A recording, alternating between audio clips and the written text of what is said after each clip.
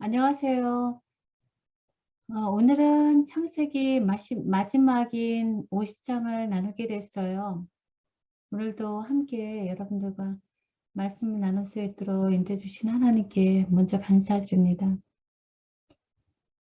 여러분들은 그동안 창세기를 묵상하시면서 어떤 감동을 받으셨는지요? 저는 인간의 허물과 죄악을 끝까지 참고 인도해 주시는 하나님의 은혜가 정말 가슴에 깊이 와 닿았고요. 그래서 저 같은 죄인도 구원해 주신 하나님께 참 감사하면서 온 세상 누구라도 원하기만 하면 구원받을 수 있도록 길을 열어주신 하나님의 은혜에 참 감사하면서 할 수 있는 만큼 하나님의 복음을 전해야겠다라는 결심을 하게 됐습니다. 창세기는 첫 장에서 창조로 시작되었지만 마지막 장은 하나님 부르신 선조들의 부조들의 마지막 모습, 입관, 죽음으로 끝이 납니다. 야곱을 장사 지내고 요셉마저 사망한 이야기가 나오죠. 인간은 어쩔 수 없이 다 죽을 수밖에 없는 처지임을 말해줍니다. 야곱은 이방 애굽에서 나그네 신세로 죽었어요.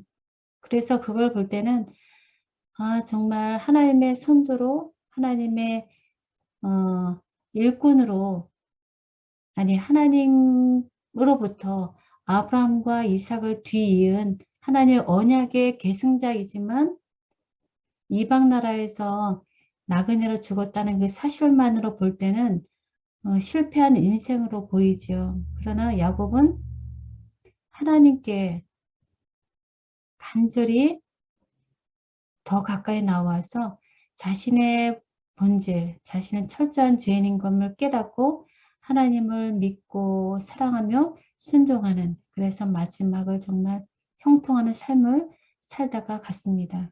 그래서 믿음으로 야곱은 죽을 때에 요셉의 각 아들에게 축복하고 그 지팡이 머리에 의지하여서 경배하였다라고 히브리서 기자가 말합니다.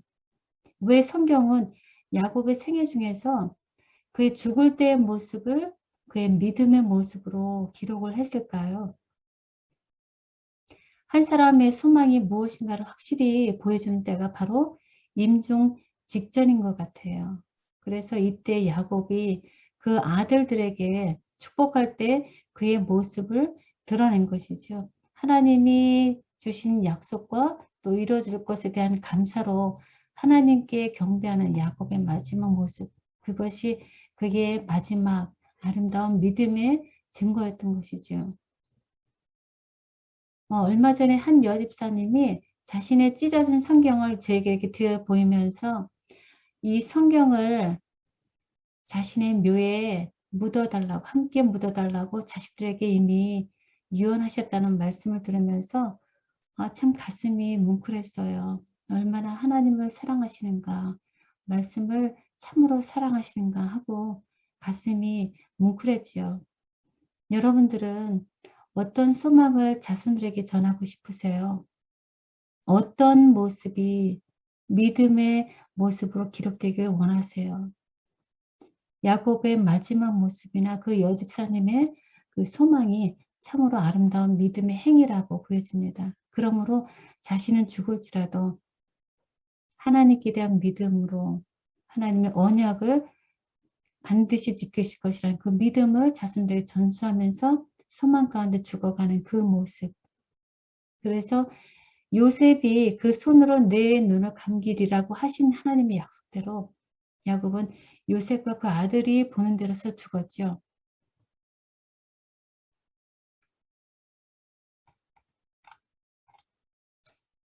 그러나 야곱의 죽음으로 요셉과 그 형제들 그리고 그 가족들은 사랑하는 자를 잃은 슬픔으로 크게 울어요. 참 누구든지 반드시 겪어야 하는 이 사별의 아픔, 정말 너무나 그것에서 벗어나고 싶지만 어쩔 수 없이 겪어야 하는 너무나 고통스러운 아픔이죠. 요셉은 아버지 이스라엘의 유언대로 가나안 땅에 가서 아버지를 지를 것을, 장사를 치를 것을 바로 왕에게 허락을 받지요. 그리고 이제 그 허락 받고 장사 지내러 올라가는데 가나안 땅으로 올라가는 그 길에 성경에 기록한 거 보면 바로의 모든 신하와 장로와 그리고 요셉의 형제들과 가족들과 아비 온 집이 다 그와 함께 올라가고 어린아이들과 가축만 고센 땅에 남겼다라고 기록합니다. 얼마나 그 장사의 규모가 컸을까 하는 것을 우리가 생각해 볼 수 있습니다. 그때가 심히 컸다라고 성경에는 기록하고 있고요. 어떻게 이렇게 큰 장사 때가 야곱을 위해서 주어졌을까라는 생각을 해볼 수 있지만 이것은 마치 정말 중요직에 있는 사람들을 위한 국장이라고도 우리가 생각할 수 있습니다. 대통령이나 아니면 바로왕 같은 사람들을 장려하는 규모의 크기다라고 할 수 있는데 그것은 요셉이 그 당시 갖고 있던 권력과 그에 대한 신뢰가 영향력이 얼마나 컸는지를 우리에게 보여주는 단적인 모습이라고 생각할 수 있습니다. 그래서 그들은 요단강을 건너서 이제 가나안 땅에 도착을 했고요. 그곳에서도 요셉은 아버지를 위해서 7일 동안 더 크게 울었습니다. 아버지를 묻기 전에 마지막으로 통곡하며 오는 그 애통하며 오는 눈물, 이 세상에서는 그 누구도 진정으로 씻어줄 수 없지요. 그 아픔을 어느 누구도 치유할 수 없습니다. 그러나 그 고통은 죄의 삭스로 인한 것임을 성경은 말씀하시죠. 죄의 삭스는 사망이요.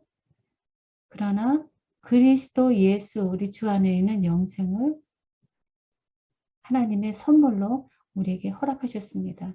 이것이 얼마나 우리에게 위로가 되는가요? 영생의 선물이 우리에게 주어져 있다는 것.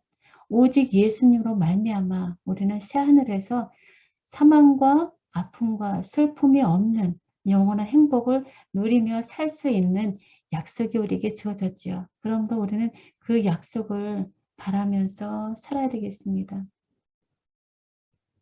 이제 야곱의 아들들이 아버지 유언대로 가나안 땅 마므레 앞 막벨라 밭 굴에서 이제 아버지를 장사했습니다.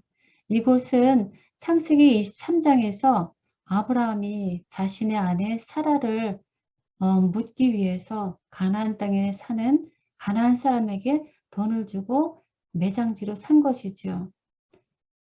굳이 그 땅을 거저준다고 하는데도 아브라함은 자신의 막대한 돈을 다 주면서까지 그 땅을 산 이유는 하나님께서 주신 언약, 이 가나안 땅을 자신과 후손에게 주겠다고 하는 그 약속을 믿었기 때문에 믿음으로 그 땅을 자기의 소유로 이미 삼아버린 것이죠. 그래서 그 아브라함의 믿음이 그래서 후손에게 전해졌고요. 마침내 야곱은 가나안 땅에 후손들이 다시 돌아가라 하는 그 믿음대로 그 무덤에 묻힌 것입니다. 조상으로서 그 땅에 묻힘으로 말미암아 자신은 하나님의 약속을 믿고 있음을 보여주는 것이지요.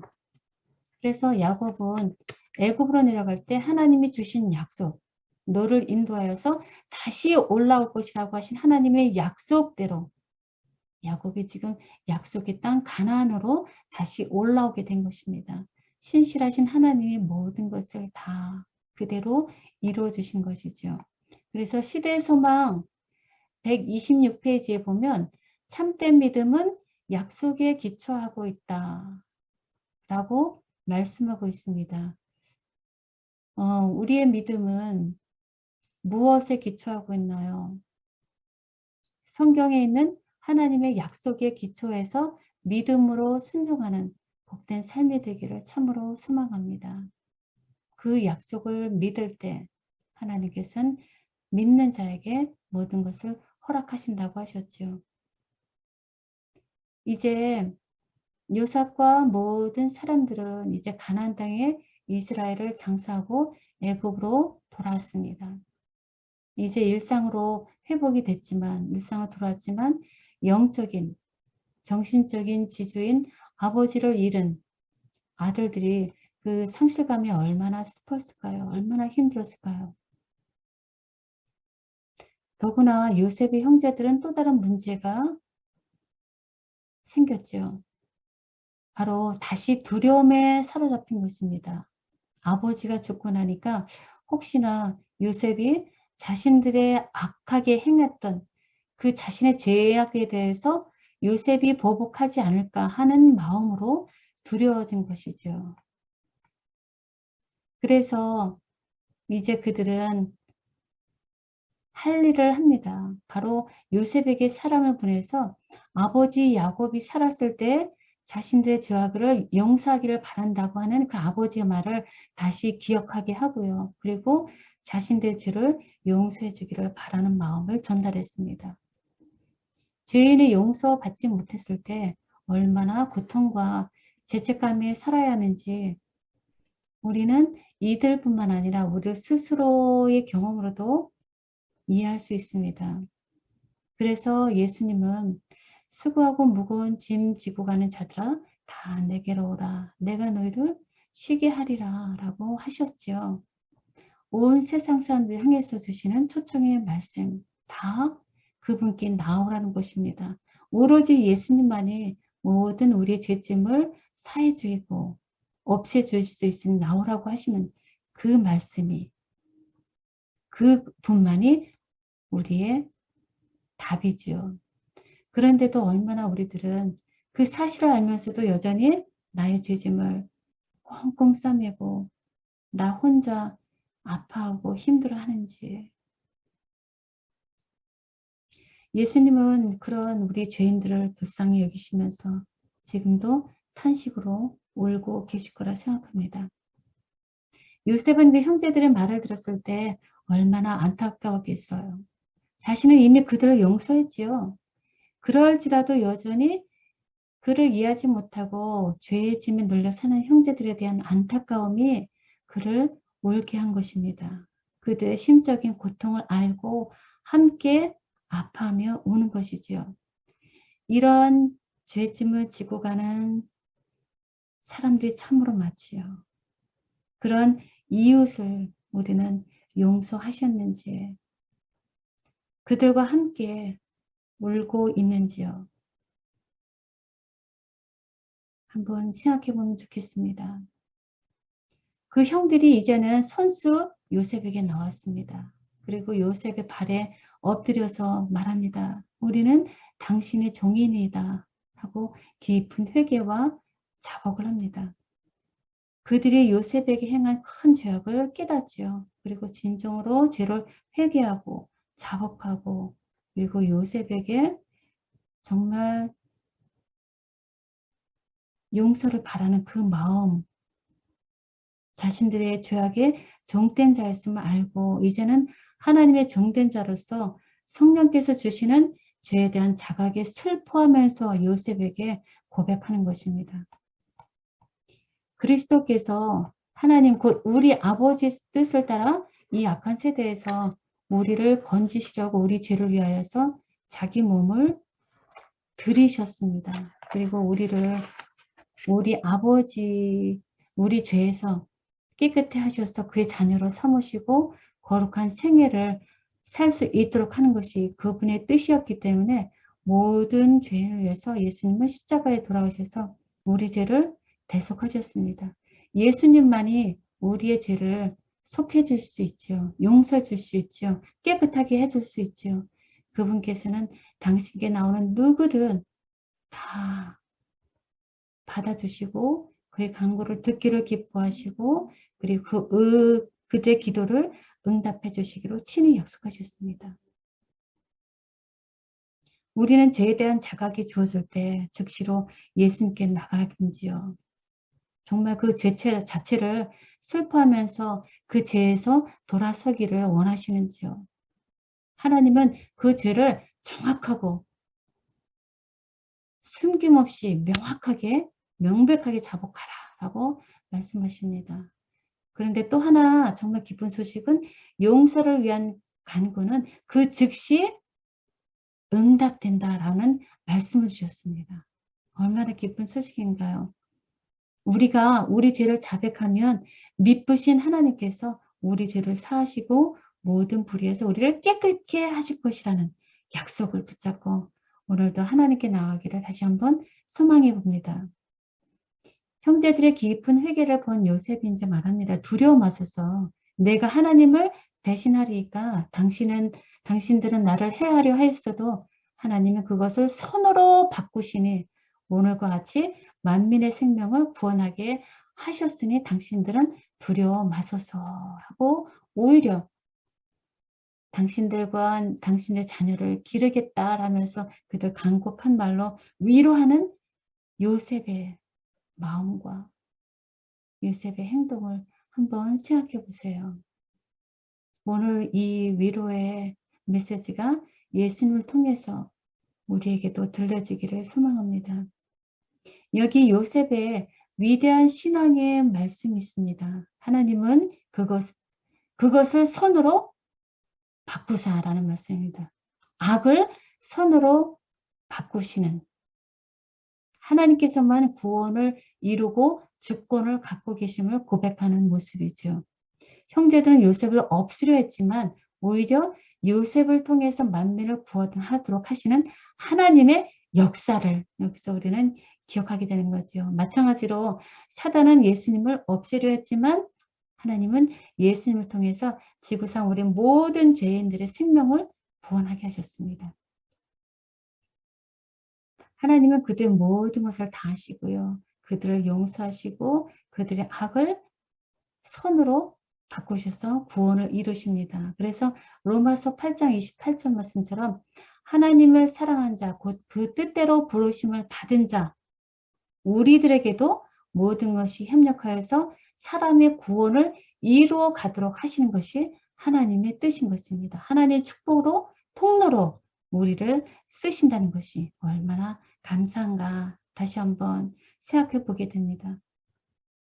그렇게 예수님의 품성으로 온유와 겸손과 긍휼을 베푼 요셉에게 하나님은 약속하신 축복을 허락하셨습니다. 바로 그 아비의 가족과 함께 110세를 살면서 두 아들 에브라임과 므낫세의 자손들을 자신의 무릎에 싹 양육하며 하나님의 축복 가운데 살아가는 것이죠. 애굽에서 온갖 부귀영화를 누릴 수 있는 형편이잖아요, 요셉은. 그래서 그 시간은 어쩌면 보통 사람들에게는 정말 사단이 줄 수 있는, 세상이 줄 수 있는 큰 시험의 때입니다. 그러나 요셉은 유일하신 하나님만을 섬기면서 오직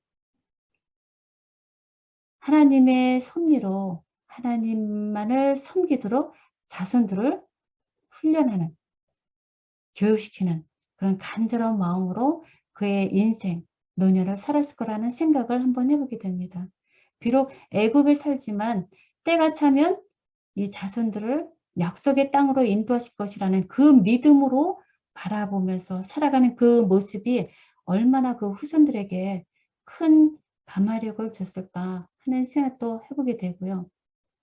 그래서 정말 하나님의 신실한 종 요셉의 노년은 야곱과 같이 감사와 기쁨으로 충만한 삶이었을 거라는 생각이 듭니다. 하나님께서 주시는 축복이지요. 이제 마지막 때가 돼서 요셉이 형제들에게 유언을 합니다.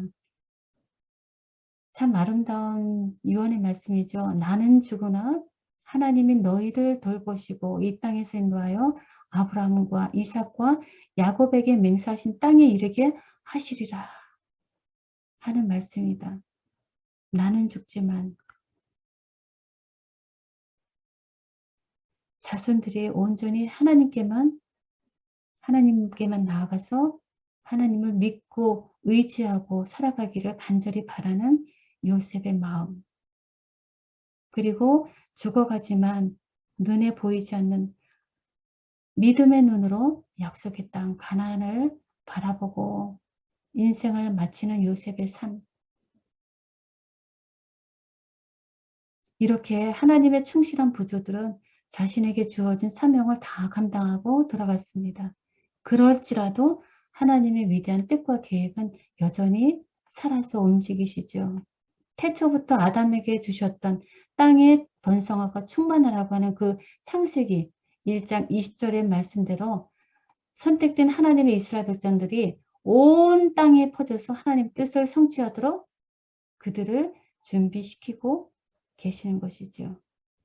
그래서 온전히 창조주이시며 구세주이신 하나님만을 믿고 살아가는 새 삶을 이스라엘 백성들이 살아가는 것입니다. 한 백성을 선택하셔서 온 지구상에 사는 인류들에게 하나님의 뜻을, 그 복음을 전달해서 하나님의 태초의 계획과 약속대로 신실히 이루어가시는 하나님의 계획 속에서 하나님의 백성은 자신의 임무를 충실히 지켜가야 했습니다. 그래서 아담이 그런 언약을 받았어요. 그러나 그는 비록 실패를 했을지라도 하나님께서는 노아를 다시 선택하셨고요. 아브라함을 부르셨고 이삭과 또 야곱 그리고 요셉의 시대까지 각자 하나님에 의해서 선택된 하나님의 백성은 하나님의 인도하신 대로 또 하나님의 단련하신 대로 자신의 임무를 감당했습니다. 그래서 요셉의 때에 그렇게 큰 영향력을 주었던 요셉이 죽었지만 하나님은 여전히 당신의 구속의 계획대로 그들을 번성케 하시고 땅에 충만하게 하셨습니다. 그래서 출애굽기 1장에 보면은 1장 7절에 그 말씀이 우리가 눈으로 확인할 수 있게 해주십니다. 이스라엘 백성들은 생육이 중다하고 번식하고 장성하고 심히 강대하여 온 땅에 가득하게 되었더라 라는 말씀으로 기록하고 있습니다. 하나님께서 하시는 것이죠.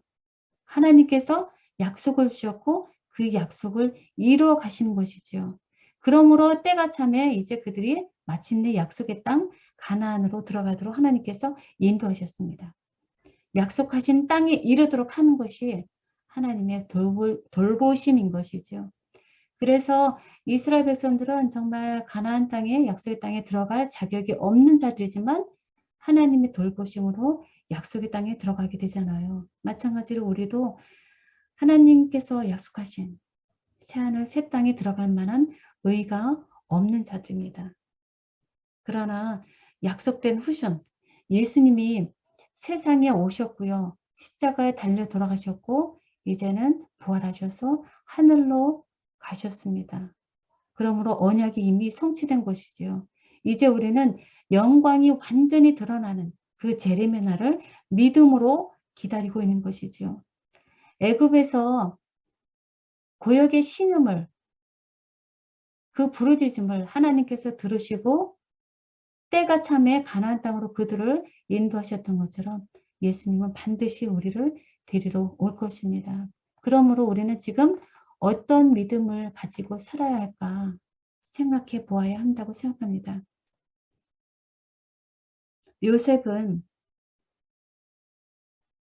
죽을 때 믿음의 고백이요 또 증거인 유언을 합니다. 하나님이 반드시 너희를 돌보시리니 여기서 내 해골을 메고 올라가겠다 하라 라는 말씀이지요.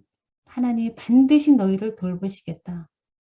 그러니 내 해골을 메고 가나안으로 올라가라 라는 유언입니다. 그래서 이스라엘 자손이 맹세를 했죠. 그래서 요셉이 110세에 죽어서 충실한 하나님의 종으로서 일을 마치고 믿음으로 소망 가운데 안식에 들어가게 되었습니다. 그래서 히브리서 11장 22절에는 요셉의 믿음에 대해서 이렇게 기록하고 있습니다. 믿음으로 요셉은 임종시에 이스라엘 자손들이 떠날 것을 말하고 또 자기 뼈를 위하여 명하였다 라는 말씀입니다. 이것이 요셉의 믿음이라 라고 말씀합니다. 하나님의 약속의 땅으로 그들을 반드시 인도하여서 내실 것이라는 그 믿음을 후손들에게 전승하고 삶을 마쳤습니다. 요셉의 몸은 죽어서 비록 애굽에 입관되었지만 여전히 하나님의 뜻을 그 후손들에게 전달합니다. 죽어서 입관되어 있는 그 요셉의 관을 보면서 요셉의 마음, 그 뜻을 기억하는 것이죠. 그들이 돌아갈 약속의 땅, 가나안에 대한 소망을 가지고 힘든 노예 생활을 하도록 지탱할 수 있게 하는 것이죠. 그래서 요셉의 유언대로 400년 후 모세가 요셉의 유고를 가지고 왔고요. 백성들이 요셉의 뼈를 세겜에 장사하였다라고 출애굽기 13장과 여호수아 24장에 기록하고 있습니다. 하나님을 사랑한 자에게 하나님은 얼마나 신실하게 돌보시고 약속을 지키시는지 우리는 다시 한번 확인합니다. 사단의 온갖 시험으로 고통받고 있는 우리도 절대적으로 예수님이 필요한 존재이죠. 그를 위해서 예수님께서 돌아가셨고요. 우리에게는 예수님은 믿음으로 말미암아 승리하도록 창세전에 구속의 계획을 이미 세워놓으셨습니다. 그래서 우리는 그 예수님을 믿고 순종하면 생명으로 나아가는 그런 놀라운 일이 이미 우리에게 주어졌습니다.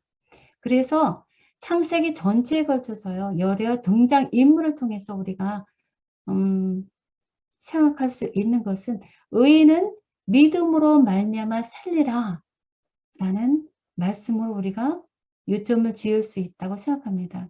사망에서 예수 그리스도를 믿음으로 말미암아 다시 생명을 받게 하신 죄인을 향한 하나님의 계획대로 이스라엘 백성들을 끝까지 인도하신 그 손이 우리를 끝까지 인도하실 것이라 라는 믿음을 우리에게 허락하시는 것입니다. 그래서 저는 이 창세기 50장을 묵상하면서 일주일 내내 떠오르는 찬미가가 있었는데 바로 날 인도하는 손이라는 그 찬미입니다. 내내 지금 뇌리에서 떠나지 않아서 여러 번 불러봤는데요. 이러한 가사입니다. 날 인도하는 손 배잖아도 주님을 믿고서 따라가네. 내 마음이 편하며 두려움이 없도다. 주 뜻을 행함이 내 원일세.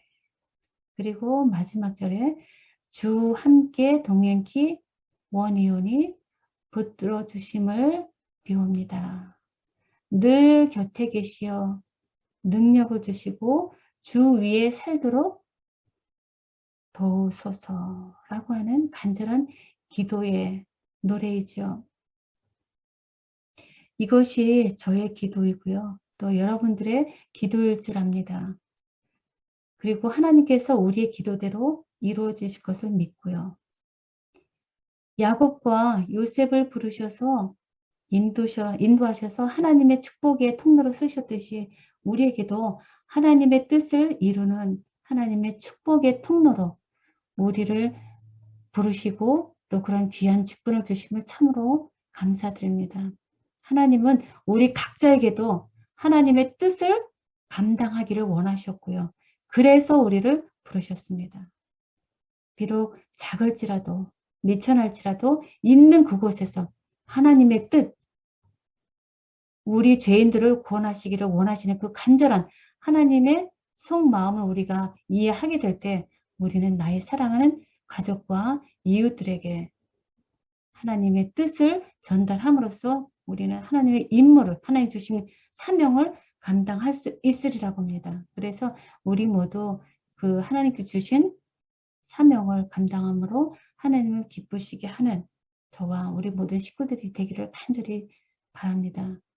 그렇게 준비가 되면 예수님은 때가 차서 반드시 우리를 데리러 오실 것입니다. 그때를 기다리면서 그날까지 시련과 시험과 역경이 사단으로부터 주어질지라도 하나님께서 주신 이 말씀으로 이길 수 있으면 참으로 좋겠습니다.